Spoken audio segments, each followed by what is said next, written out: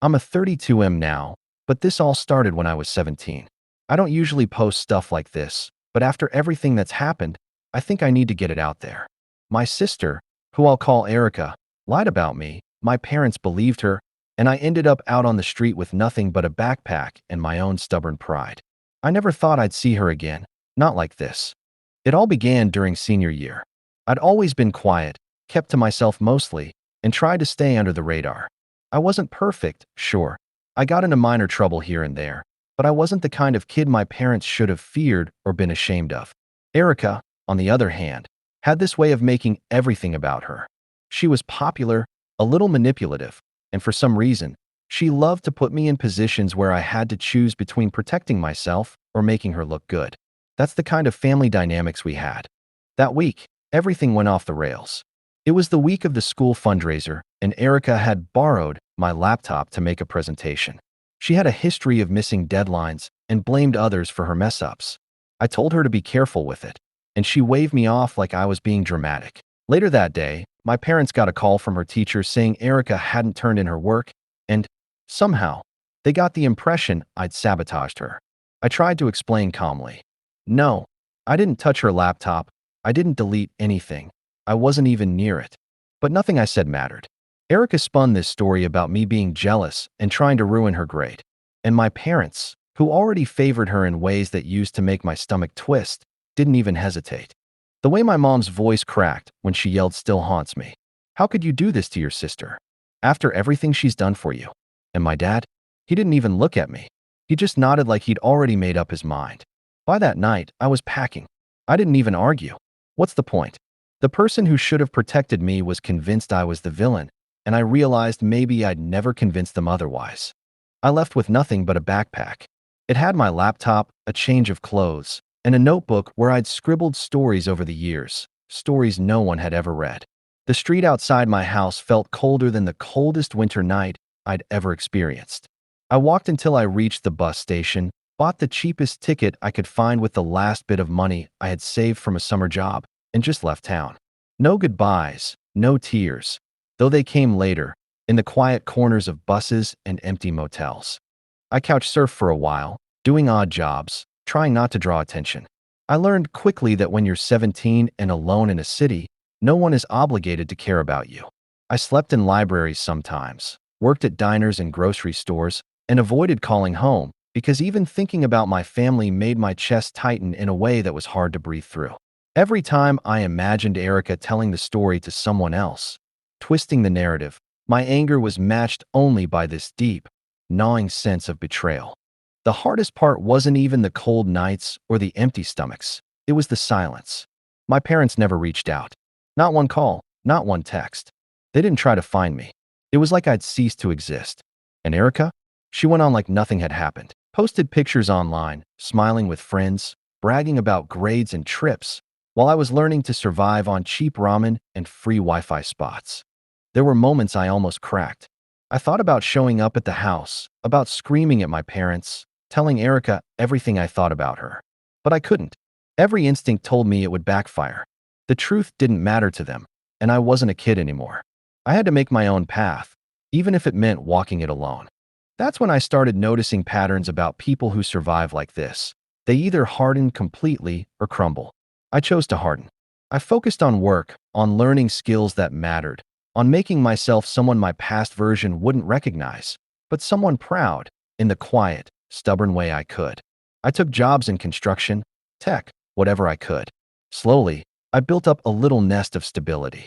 Somewhere along the way, I started dreaming again, not the daydreams of high school or the imagined lives my parents would have wanted for me, but real, achievable goals. Even now, I remember that first night on the road, the absolute clarity that I was truly alone. No one owed me anything, and that's what changed me. I didn't need anyone to believe my story. I just needed to live it. 15 years later, I still think about that night. I think about Erica's face when she first saw me after all these years, how frozen she was. But that's not today's story. Today is about what it felt like to leave, to disappear, to exist in the spaces your family pretends don't matter. And how, in the end, sometimes the world you build for yourself can be the only truth you'll ever need. I spent the first year after leaving like I was invisible, Because, honestly, I was. I moved between cities, mostly staying under the radar, couch surfing, or crashing in cheap motels. I worked at diners, grocery stores, even a call center for a while, anything that kept me fed and off the streets. Every night, I scribbled in my notebook the one thing I brought from home. It became my lifeline, a place to vent, to imagine, to rewrite the story my family refused to see. I called it my truth archive. There's a weird kind of loneliness that comes with total independence at 17. You think it'll be freeing, but it's not. It's heavy, and it smells like sweat and cheap carpet in a motel room. I had no one to tell me I was doing fine, no one to tell me I mattered. I learned to survive on sheer stubbornness and a little pride. I learned to carry everything with me, my fear, my hunger, my anger, and make it part of my armor. I remember the first time I felt even a hint of hope. I'd landed a job at a small IT repair shop. I wasn't trained. Hell, I didn't even have certifications, but I had a knack for understanding computers. I worked crazy hours, sometimes sleeping in the back room just to make ends meet. But it was mine. I was building something. For the first time, the world didn't feel like it had rejected me completely. I had a skill, a purpose. But it wasn't easy. People my age were still in high school, laughing about stupid stuff I didn't even have time to care about. I felt like I'd missed out on a version of life everyone else had. Proms, parties, even the petty sibling fights I now kinda longed for. There were nights I cried in that back room, the hum of computers around me, wishing my parents had seen the truth. But tears didn't fix anything. I wiped them away, swallowed them down, and kept fixing broken laptops. I started saving every dollar I could. I wanted independence in the literal sense. I wanted my own apartment, my own space, and a life where I didn't need to answer to anyone who had already abandoned me. I rented a tiny studio in a rundown neighborhood. The walls were thin, the plumbing was terrible, but it was mine. I painted it a dull beige, the color of no one noticing. And I started to feel something dangerous, pride. Real, tangible pride in surviving. I felt like I was reclaiming my life, piece by piece. During this time, I kept tabs on Erica, not out of obsession, but because she was a constant shadow. Social media made it easy. Photos of her with friends, vacation selfies, smiling like she hadn't destroyed my life at 17. Sometimes I wanted to message her, call her out, scream at her for lying, for tearing apart what little I had. But I didn't. Every time I almost did, I thought about what it would accomplish. Nothing. Absolutely nothing. The only thing I could control was me. One night, while working an overnight shift at the repair shop, a customer came in with an old laptop. As I opened it, I noticed a sticker on the back, something I'd seen in Erica's circle back home. Just a small thing, a silly sticker, but my heart skipped. Memories of her lying to my parents, the cold disbelief on their faces, everything hit me like a punch. I forced myself to breathe, to focus on the work. I couldn't let it consume me. That night, I realized something. I wasn't that scared kid anymore. That 17-year-old who walked away with a backpack and nothing else. He was gone. I was someone else entirely. Fast forward a few years, and I had managed to turn the IT job into a real career. I went back to school online, got certifications, started freelancing. I rented a better apartment, filled it with secondhand furniture I actually liked, and began building a life that was mine and only mine. I didn't have a family cheering me on, but I had clients who depended on me, a small network of friends I trusted, and a sense of purpose I never had at 17. The weird thing about surviving like this is how it changes your sense of family. You realize that blood doesn't automatically mean love, protection, or trust. You start choosing the people around you, and you start trusting yourself in ways that hurt more, but are infinitely more honest.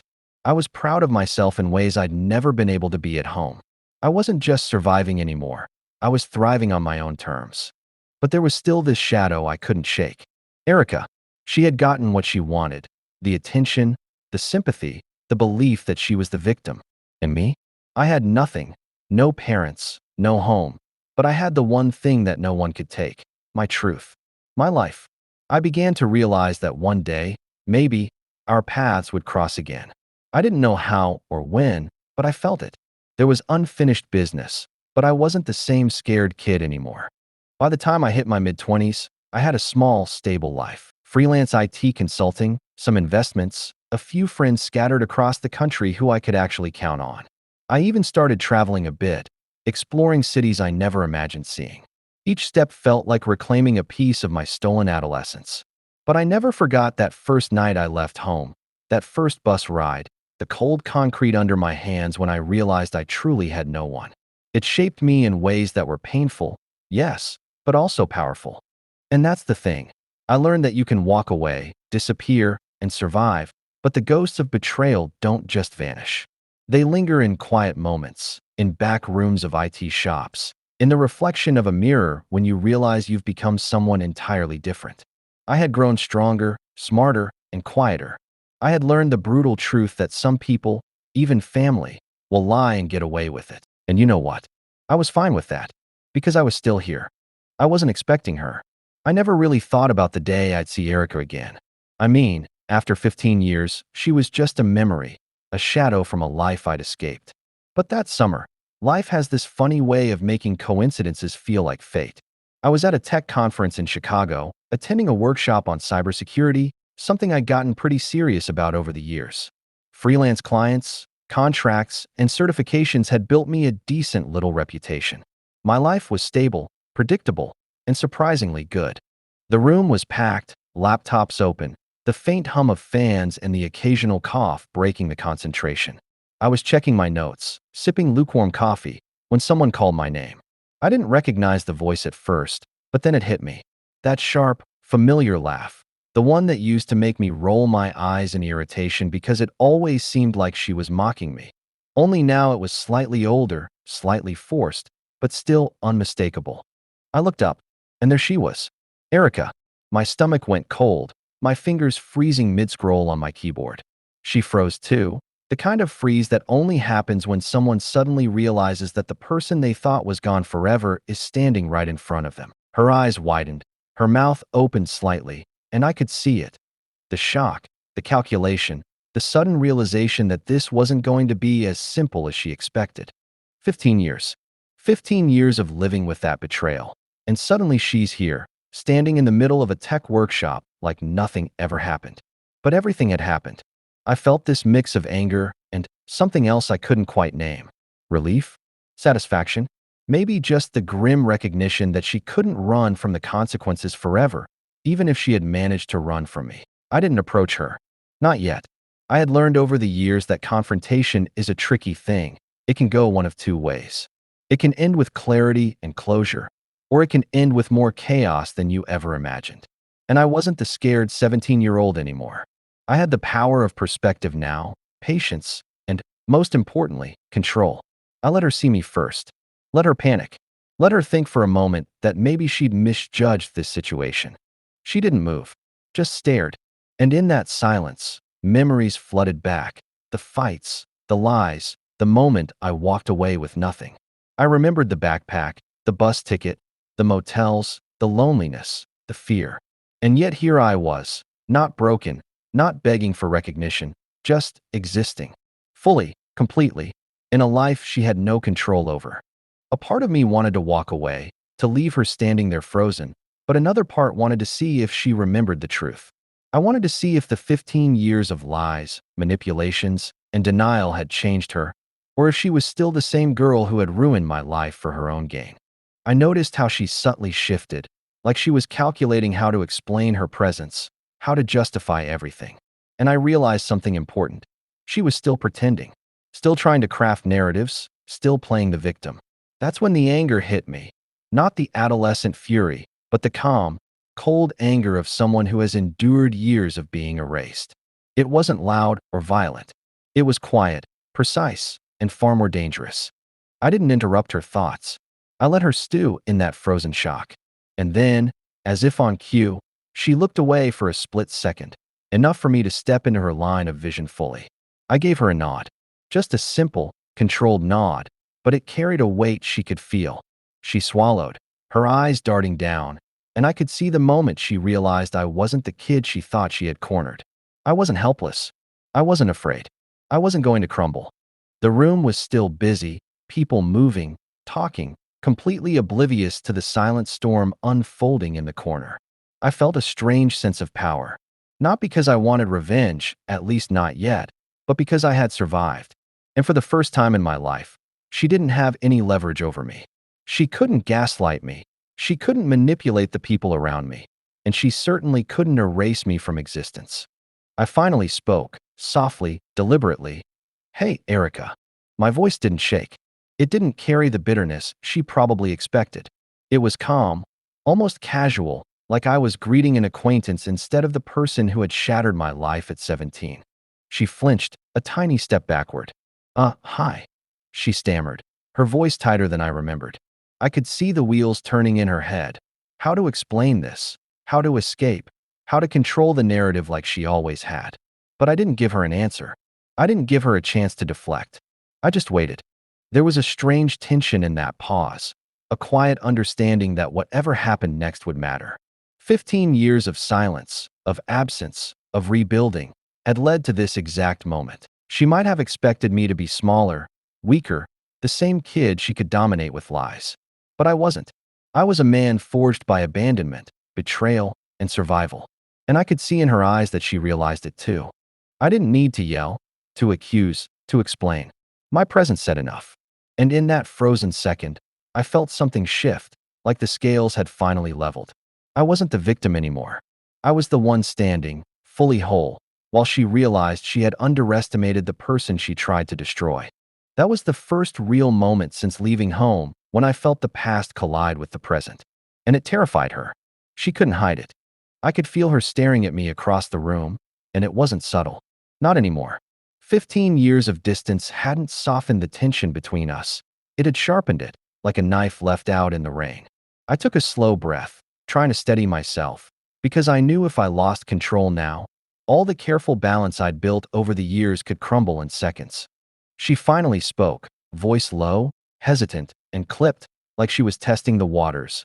I didn't think you'd actually. She stopped herself. Tried to smile. Failed. I could see it. The mental scrambling, the desperation to find a safe angle, a story she could tell herself and anyone else who might be watching. But this wasn't high school anymore. She couldn't write me off with a lie.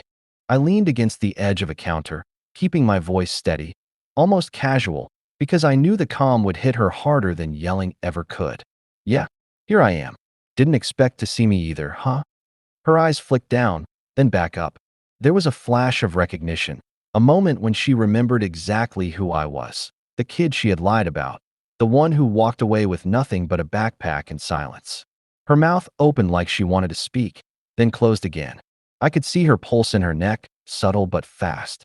You, you look different, she finally said, as if physical appearance could explain everything. Her voice was tense, brittle.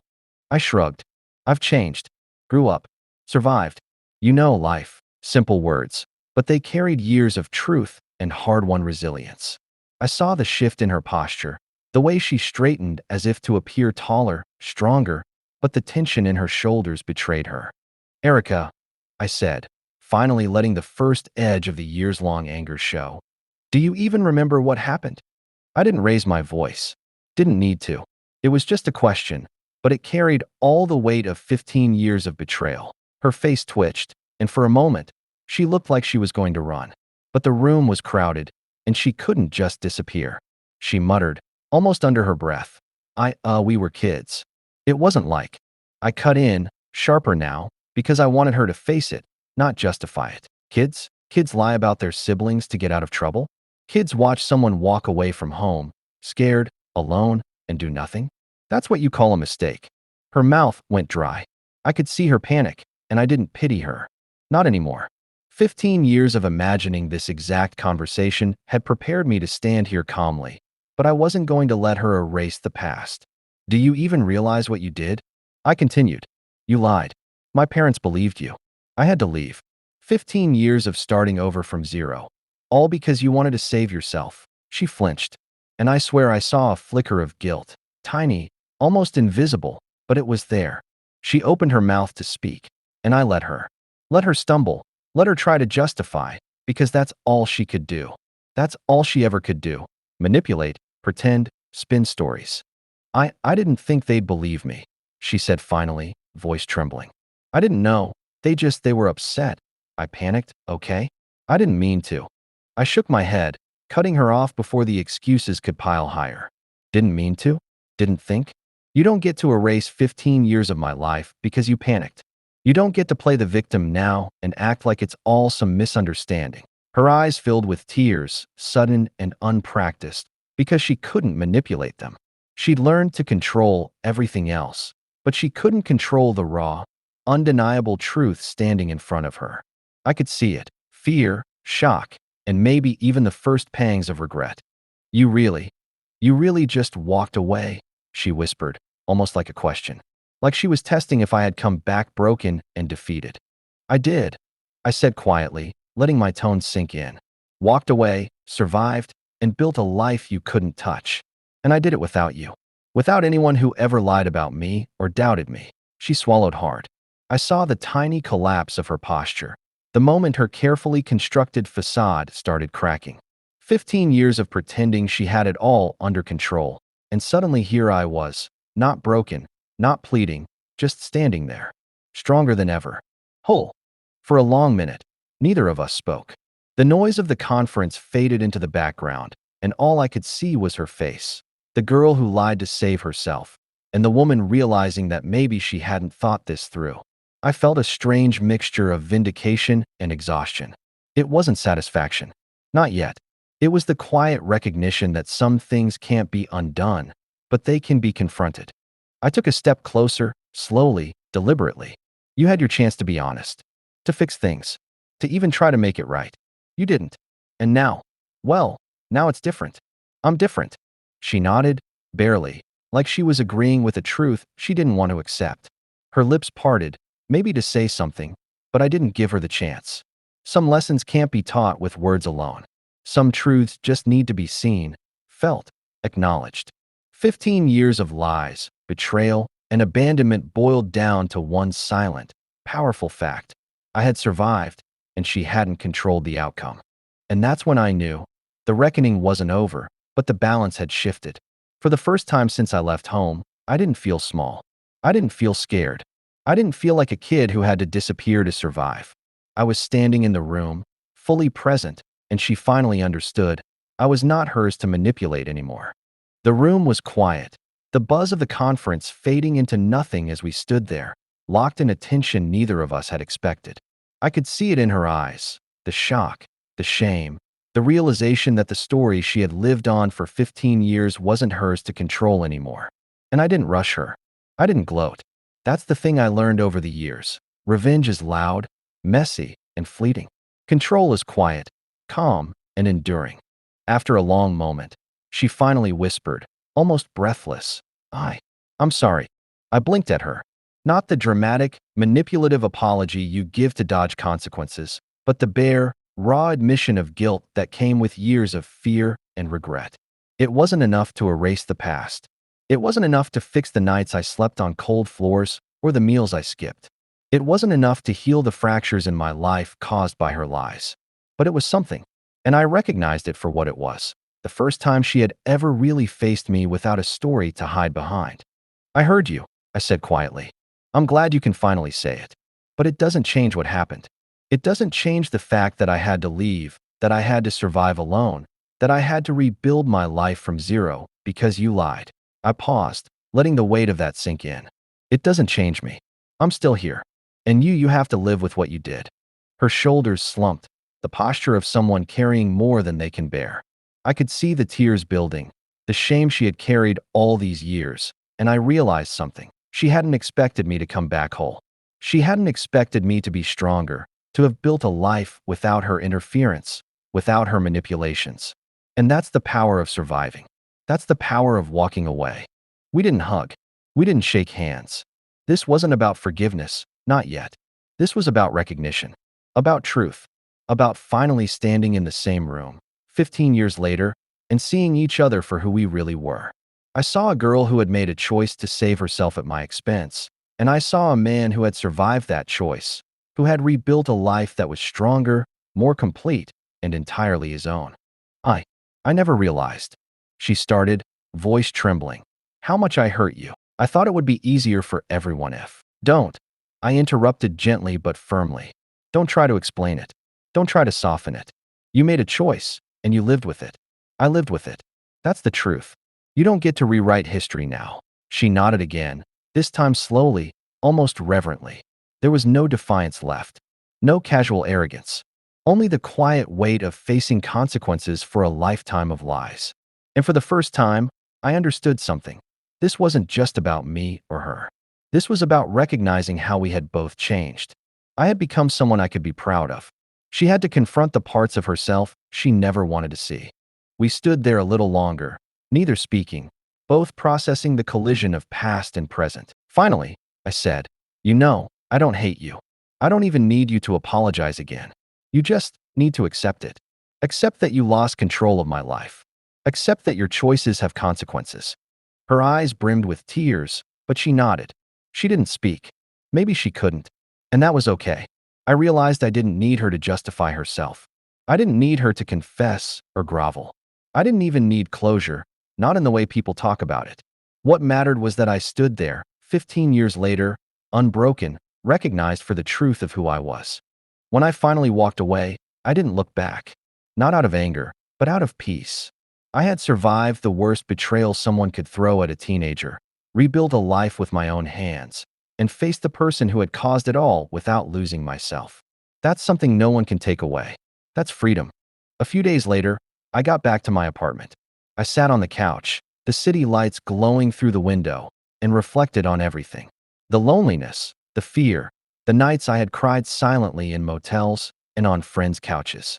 The exhaustion, the humiliation, the anger. And I realized something profound. Those experiences didn't destroy me. They forged me. They made me capable of standing in that room and facing Erica without fear, without resentment controlling me, without needing anyone's approval. I finally allowed myself to smile, quietly, to feel the satisfaction of a life reclaimed. I thought about the years ahead, the freedom I had earned, and the knowledge that while the past shapes us, it doesn't have to define us. I had made a life that was fully mine, and for the first time in a long time, I felt completely at peace. Erica's shadow would always be part of my story, but it no longer controlled me. She had lied, my parents had believed her, and I had left home with nothing.